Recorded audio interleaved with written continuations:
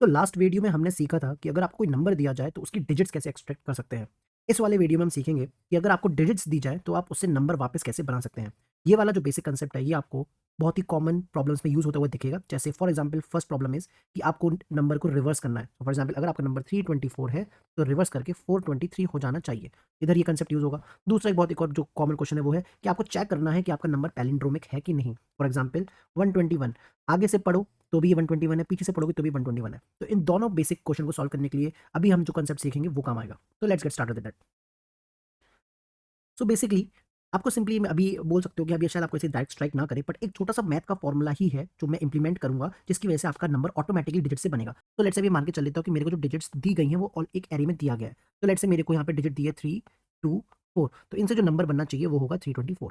Right. चलो अभी आपको हो सकता है डायरेक्ट इसे स्ट्राइक ना करे, बट लेट्स से कि मैं आपको ये बोलूँ कि यार चलो मैं एक फॉर्मूला लिखता हूँ कि मेरा जो भी नंबर होगा, लेट्स से इंट एन, अभी इनिशियली जीरो है और ये एन को मैं ऐसे बिल्ड करूंगी, n equals to n times 10 plus एक एक करके जो भी डिजिट है वो।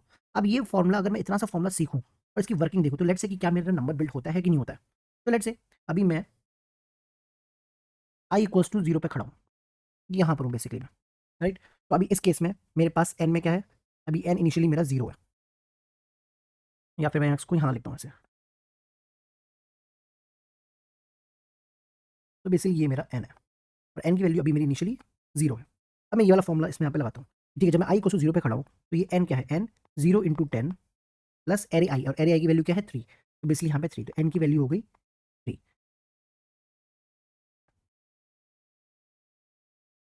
3। ठीक, अब मेरा आई बढ़ जाएगा, प्लस प्लस हो जाएगा।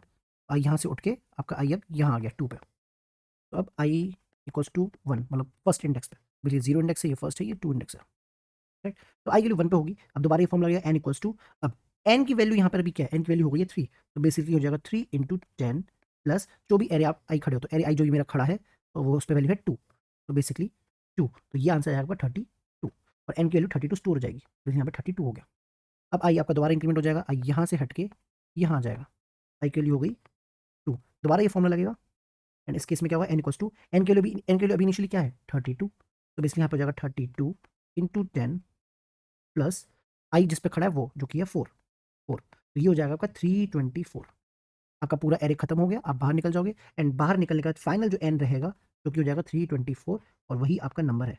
तो बेसिकली ये छोटा सा फॉर्मूला जो है, दोबारा लिख देता हूँ इसको, n equals to n times 10 plus array i, ये आपको हेल्प कर सकता है डिजिट से वापस नंबर बनाने में। तो बेसिकली हम कर क्या रहे थे, अगर इसको सोचे ये हो कैसे रहा है, तो बेसिकली जस्ट लाइक आपने पहला डिजिट उठाया तो उस पहले डिजिट को यहाँ रखा, और जब दूसरा दूसरा डिजिट जब उठाओगे तो वो पहला डिजिट आपका ऑलरेडी यहाँ पे 3 इंटू 10 हो चुका होगा, फिर उसके पीछे एक और 2। तो जब जब आप एक डिजिट जब जब आप एक डिजिट उठा रहे हो उससे पहले जो भी आपका नंबर है उसके आगे एक जीरो लगा दे रहे हो, ताकि जब ये ऐड हो तो ये वाला डिजिट इस जीरो की पोजीशन को ऑक्यूपाई कर ले। And this is how maths work, and ये आपका डिजिट से नंबर में कन्वर्ट करने में हेल्प कर रहा है। अब इसका एक बार कोड देख लेते हैं। तो बेसिकली मैंने एक बेसिक कोड लिख रखा है कि ये मेरा नॉर्मल जो सिंटेक्स मैं हमेशा लिखता हूँ, प्लस मैंने एक एरे बना लिया है जिसके पास मेरी डिजिट्स है। अब इस डिजिट से मेरे को नंबर फॉर्म करना है, तो मैंने क्या किया था कि हाँ भाई मेरा जो भी नंबर होगा वो ए आंसर नाम के वेरिएबल में स्टोर होगा, और अभी इनिशियली ये जीरो है। अब मैं क्या करूंगा, सिंपली अपने एरे पर आइटरेट करूंगा फ्रॉम जीरो इंडेक्स टू इसकी लास्ट इंडेक्स। तो बेसिकली इसका साइज तक जाऊंगा मैं जो कि 3 है अभी, और आई प्लस प्लस होगा। एक एक करके मैं एरे आई उठाऊंगा और उसको इस फॉर्मूले में डाल दूंगा। आंसर मल्टीप्लाई बाई 10, जो भी आंसर होगा उसमें 10 एक जीरो अपेंड होगा, फिर जीरो अपेंड करने के बाद उस डिजिट को बेसिकली ऐड कर दो। जैसे ही लूप खत्म होगा मेरा यहाँ पे जो भी आंसर होगा वो मेरा नंबर को होल्ड करना चाहिए। तो basically this is the code. Let's इसको रन करके एक बार देख लेते हैं। सॉरी, एक सेमी कॉलन लगाना भूल गया मैं इधर। कूल, सो मेरे यहाँ पे आंसर आ गया है 324। कूल। तो अभी इसकी अगर मैं टाइम कॉम्प्लेक्सिटी की बात करूँ तो टाइम कॉम्प्लेक्सिटी वो सिंपल सी है, ये सारे ओवर वन के स्टेटमेंट है, सिर्फ एक फॉर लूप है जो कि कितनी बार चलेगा, जितनी आपको डिजिट्स दी जाएंगी। तो बेसिकली यहाँ पे 3 डिजिट दिए तो ये 3 बार चल रहा है, एन डिजिट्स दी गई होंगी तो आपका एन बार चलेगा।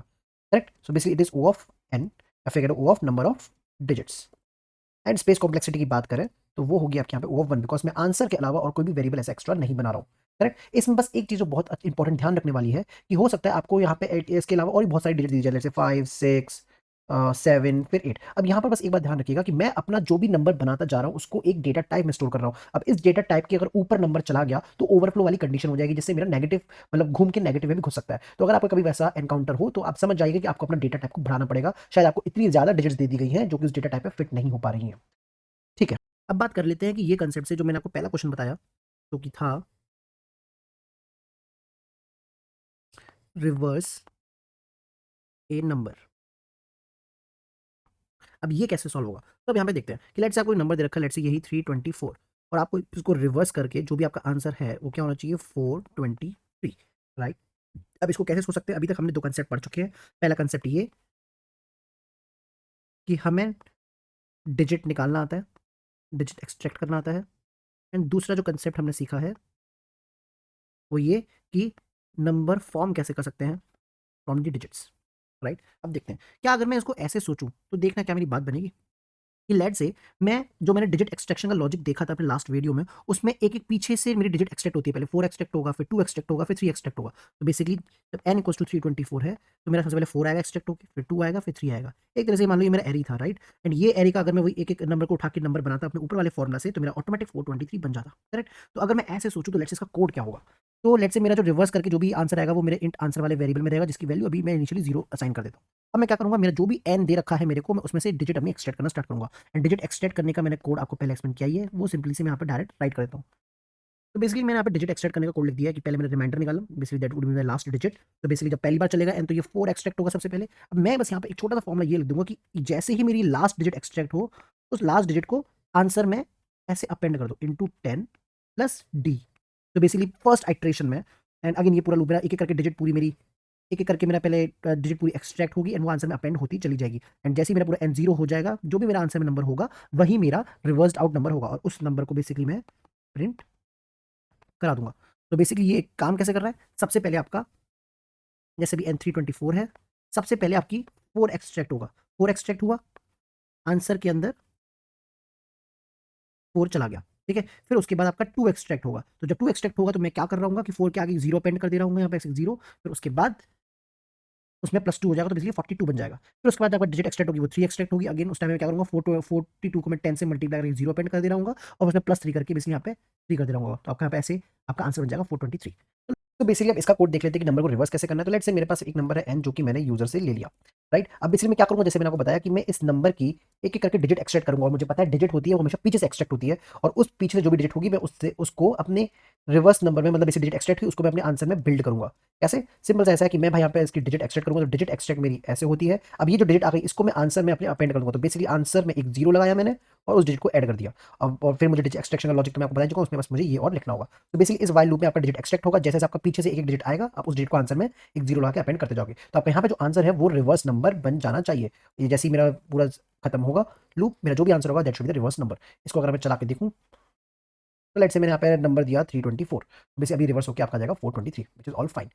तो बेसिकली जो इसकी टाइम कॉम्प्लेक्सिटी होगी वो होगी आपकी, ये सारे आपके ओवर वन स्टेटमेंट है, इसमें सिर्फ ये वाइल लूप, और ये वाइल लूप कितनी बार चलने वाला है? जितनी आपकी एन में डिजिट्स हैं। और अब digit number of digits in n would be equal to the 10 की कितने आपको जीरोस पावर चढ़ानी पड़ रही है, तो इसलिए इसकी टाइम कॉम्प्लेक्सिटी हो जाएगी ओ ऑफ लॉग एन। यहाँ पे अगर मैं स्पेस कॉम्प्लेक्सिटी की बात करूँ तो स्पेस कॉम्प्लेक्सिटी में यहाँ पे कुछ एक्स्ट्रा यूज कर नहीं रहा हूँ अपने आंसर वेरिएबल बनाने के अलावा।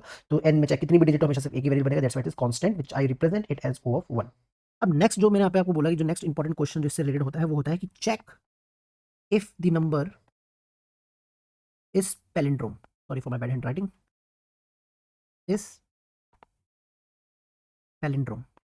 अब इसका कंसेप्ट बहुत सिंपल सा है और मैं डायरेक्ट इसका कोड लिख के आपको एक्सप्लेन करूंगा। इसमें करना क्या है भाई, आपको चेक करना है कि आपका जो दिया हुआ नंबर है वो पैलिंड्रोम है कि नहीं है। तो लेट्स से आपका अगर n दे रखा है लेट्स से 324, तो ये नंबर पैलिंड्रोम नहीं है। पैलिंड्रोम नंबर क्या होते हैं? जिनको आगे से पढ़ो या पीछे से पढ़ो सेम आए। तो भी आगे से पढ़ रहे हो तो 324 हो रहा है, पीछे से पढ़ोगे तो 423 हो जाएगा। तो ऑफकोर्स दोनों सेम नहीं है, तो this is not a palindrome, correct?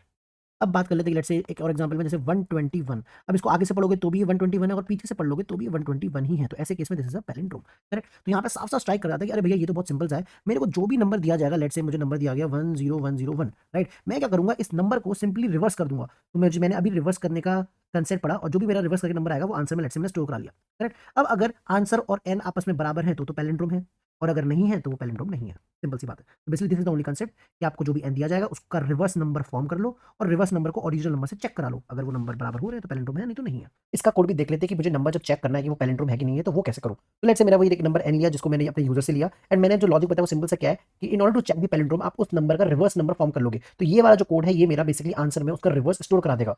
And बस अब मेरे को सिंपली क्या करना है, अगर रिवर्स करके आंसर ओरिजिनल नंबर के बराबर आता है तो मैं सिंपली प्रिंट कर सकता हूं कि यस इट इज पैलिंड्रोम, और अगर वो नहीं आता है तो सिंपली मैं प्रिंट कर दूंगा कि no it is not palindrome. Right ऐसा। अब यहाँ बस एक कैच ये है कि जब मेरा एन जो मैंने एक्चुअल इनपुट लिया जब उस वाइल लूप में चलेगा तो वो 0 हो जाएगा, राइट। तो उस चीज़ से अवॉइड करने के लिए मैं क्या करता हूँ, मैं यहाँ पे एक दूसरा वेरिएबल ले लेता हूँ ए, और इस ए के अंदर जैसे ही जो भी मेरा एन आएगा उसको स्टोर करा लूंगा, तो मेरे यहाँ पे ए में एक्चुअल नंबर रिटेन रहेगा और मैं रिवर्स नंबर को अपने ए से कंपेयर कर लूंगा। तो अगर मैं इसको अभी यहाँ पे चला के देखूँ, लेट्स से मैंने नंबर दिया अपना 324, तो इसमें आंसर आना चाहिए no it is not palindrome. और अगर इसको मैं दोबारा रन करके ये वाला इनपुट 12321 तो आगे से पीछे से हर जगह से सेम है, तो ये यस देना चाहिए विच इज एक्सपेक्टेड, राइट। अगर इसी की मैं टाइम कॉम्प्लेक्सिटी की बात करूं तो टाइम कॉम्प्लेक्सिटी अगेन इसकी जो होने वाली है वो ओ ऑफ लॉग एन होने वाली है, बिकॉज इसमें आप कुछ कर नहीं रहे हो, इसमें सिर्फ रिवर्स वाला ही लॉजिक है which runs in log n. And space complexity की बात करें तो वो आपकी होगी ओ ऑफ 1। कुल। तो आज की वीडियो में इतना ही, अब मिलते हैं नेक्स्ट वीडियो में विद न्यू कंसेप्ट। इसमें आपको सिर्फ इन शॉर्ट इस वीडियो में यही याद रखना है कि this is the important line जो आपका डिजिट से नंबर बनाती है। सी यू, टाटा, बाय बाय।